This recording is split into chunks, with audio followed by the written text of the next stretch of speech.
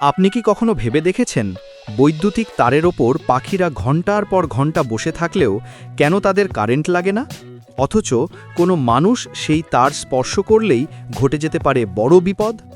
এর পেছনে রয়েছে বিজ্ঞানের এক দারুণ রহস্য। বিদ্যুৎ প্রবাহের জন্য সবসময় একটি সার্কিট বা পথের প্রয়োজন হয়। যখন কোনো মানুষ মাটিতে দাঁড়িয়ে বৈদ্যুতিক তার স্পর্শ করে, তখন বিদ্যুৎ তার শরীরের মধ্যে দিয়ে মাটিতে যাওয়ার সুযোগ পায়, যাকে আমরা আর্থিং বলি। কিন্তু পাখি যখন একটিমাত্র তারের ওপর দুই পা দিয়ে বসে থাকে, তখন বিদ্যুতের যাওয়ার কোনো ভিন্ন পথ থাকে না। অর্থাৎ তারের দুই পায়ের মাঝখানে বিভব পার্থক্য বা ভোল্টেজ ডিফারেন্স শূন্য থাকে। বিদ্যুৎ সবসময় সহজ পথ পছন্দ করে। পাখির শরীরের চেয়ে তামার তার দিয়ে বিদ্যুৎ চলাচল করা অনেক সহজ, তাই বিদ্যুৎ পাখিকে পাশ কাটিয়ে তার দিয়ে সোজাসুজি চলে।